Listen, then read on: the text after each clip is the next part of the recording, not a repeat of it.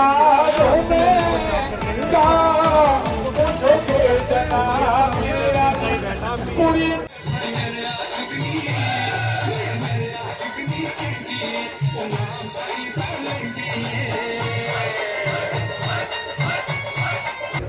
स्वर्गीय चौधरी चरण सिंह की कर्मभूमि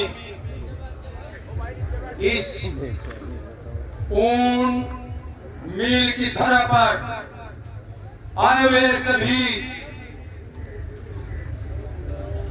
अन्नदाताओं को मैं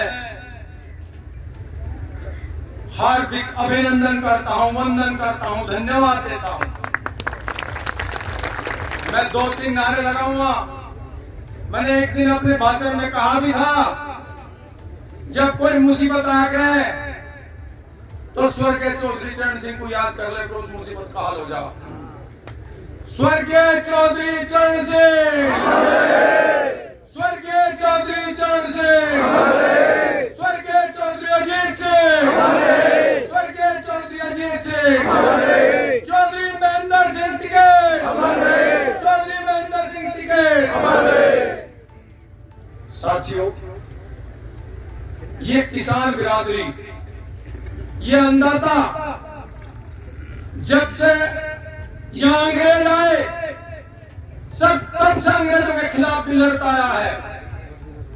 चाहे स्वतंत्रता की लड़ाई हो, चाहे किसानों की लड़ाई हो, बल्कि अंग्रेजों ने कुछ व्यापारियों को, कुछ जमींदारों को, कुछ साहूकारों को पाल रखा था। इन किसानों ने उनके खिलाफ लड़ाई लड़ी, जिसका जीता जागता उदाहरण है सरदार भगत सिंह, सर छोटू राम, स्वर्गीय चौधरी चरण सिंह। उन्हीं नीति पर चलते हुए आज की सरकार इन साहूकारों के, इन व्यापारियों के सामने नतमस्तक है। साथियों, यदि हम शामली मील की बात करें, वो सरसादी लाल और उसके वंशजों के सामने यह सरकार आत्मसमर्पण कर चुकी है।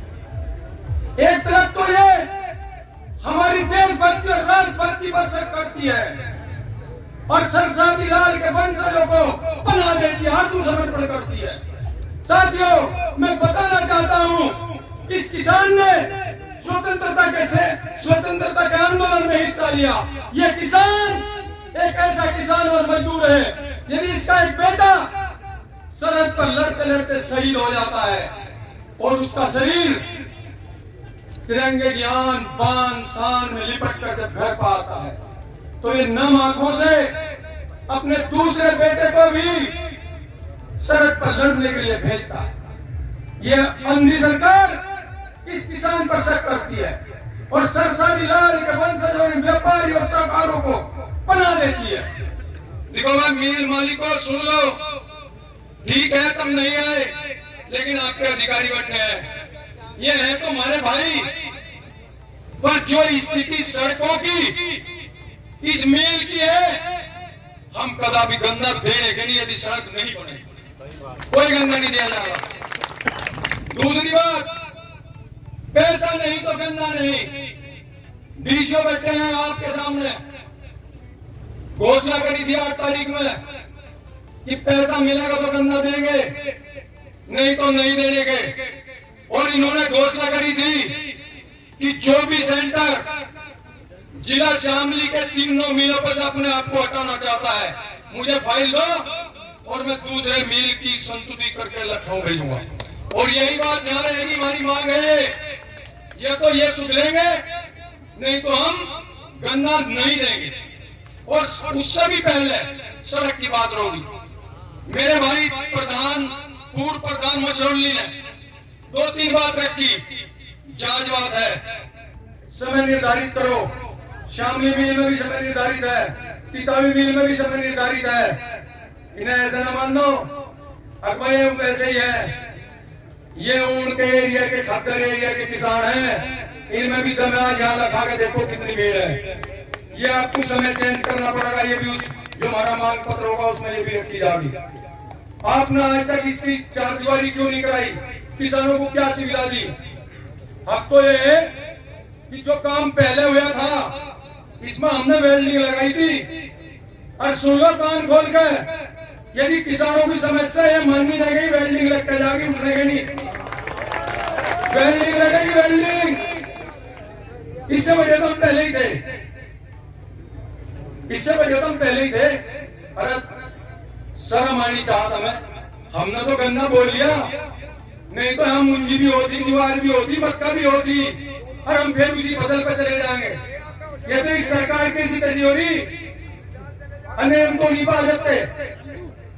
साथियों, ये सरकार गूंगी, बहरी और अंधी है, न ये सुनती, न ये बोलती और न ये देखती। इसका चाल चलन खराब है।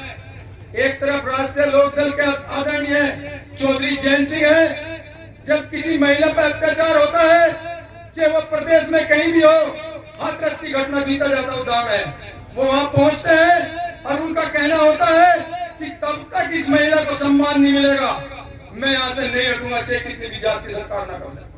दूसरी तरफ ऐसे आदरणीय प्रधानमंत्री हैं, 15 अगस्त को घोषणा करते हैं हम महिला को सम्मान करते हैं, लेकिन 7 बजे उनका भाषण होता है और 12 बजे गुजरात के अंदर बिल्किस बानो के साथ बलात्कार करने वाले और 8 लोगों को मौत के घाट उतारने वाले जितने भी वे वहां उसके थे, उनको छोड़ दिया जाता है।